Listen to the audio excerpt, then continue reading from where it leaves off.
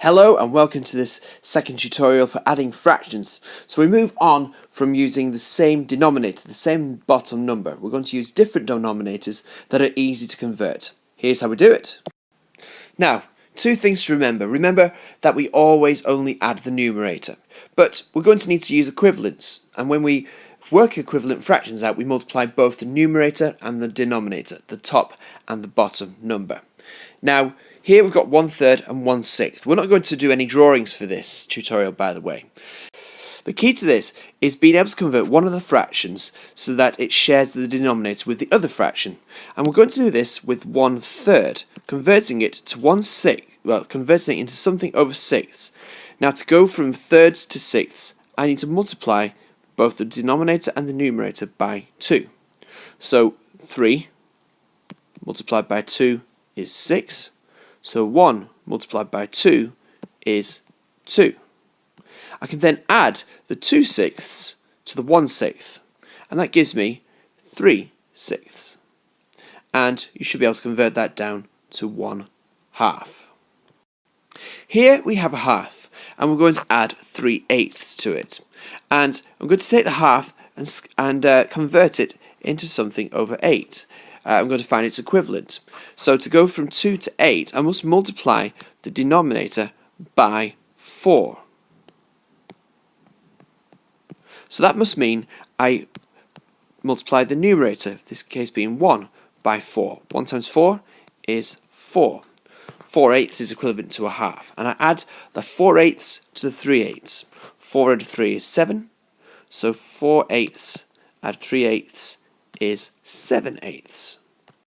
This one's a little trickier in that I've got two fractions that I need to convert up to 20ths. Now, to convert 2/5 to something over 20, I must multiply both the numerator and the denominator by 4. 5 times 4 is 20.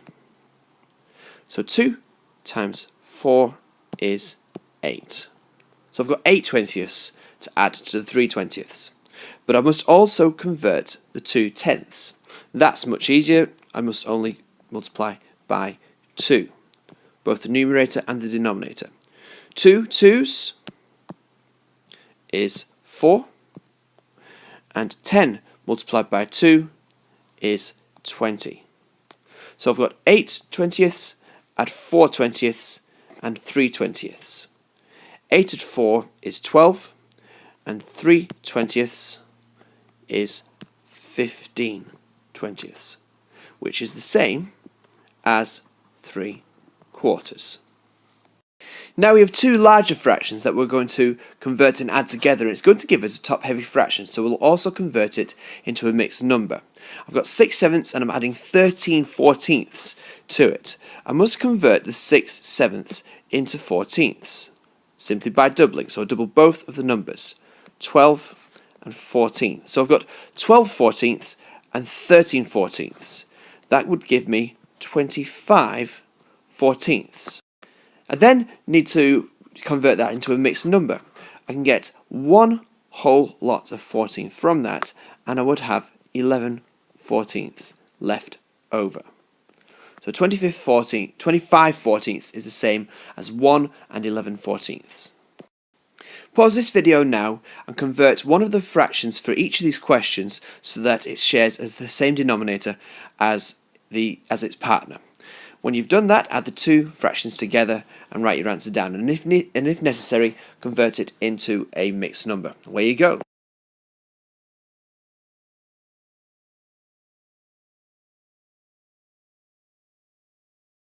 So let's go through these. I'm going to convert the 2/3 into 9ths, which means I need to multiply both the numerator and the denominator by 3. So 2 times 3 is 6. I add that 6/9 to the 4/9, and that gives me 10/9, which is the same as 1 whole and 1/9. I've got 3/4, and I'm adding that to 1/8. I need to change the quarters into eighths by doubling. Double 4 is 8. Double 3 is 6. So 6/8 add 1/8 is 7/8. There's no need to convert that into a mixed number. Now we need to convert a half into something over 16. This is probably the trickiest one, because I need to multiply the numerator and the denominator of the half by 8. 2 times 8 is 16, 1 times 8 is 8. So I've got 8 sixteenths to add to 3 sixteenths. That gives me 11 sixteenths. Finally, we've got 4 fifths, and we need to add 7 tenths to it. Once more, I need to change the fifths into tenths by multiplying by 2. So I must also multiply the numerator by 2. 4 times 2 is 8. So I add the 8 tenths to the 7 tenths, and that gives me 15 tenths, which is the same as 1 and 5 tenths, or 1 1/2. Now for an open challenge. In your books you can choose any of these fractions to combine and add together. For instance, you might choose 1/4 and add 3/8 to it. And to do that, you need to convert the quarter into eighths by doubling both the numerator, which would be 2, and the denominator, which would be 8. And then you would add 3/8 and 2/8 together, which would give you 5/8. Select 5 combinations of your own. Don't use the same. Try to avoid using the same fraction twice, but you can use different combinations. Best of luck.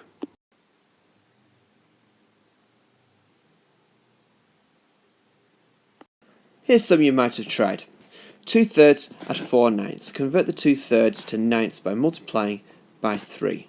So 2 times 3 would be 6, 3 times 3 would be 9. 6/9 at 4/9 is 10/9, which is the same as 1 and 1/9. You may also have tried adding 5/6 to 5/12. Convert the sixths into twelfths by timesing by 2. So 10/12 at 5/12 would be 15/12, which is the same as 1 whole and 3/12. If you were daring, you might have tried to add 2 fifths and 9/20. Convert the fifths into 20ths by multiplying by 4. 2 times 4 is 8, 5 times 4 is 20. So you've got 8/20 and 9/20, which will give you 17/20 altogether. Hopefully that open challenge has flexed your mathematical brain muscles a little bit and you feel more confident in adding fractions together that doesn't have a shared denominator that's easy to convert. Well done if you've got all these right and you're feeling confident. See you soon.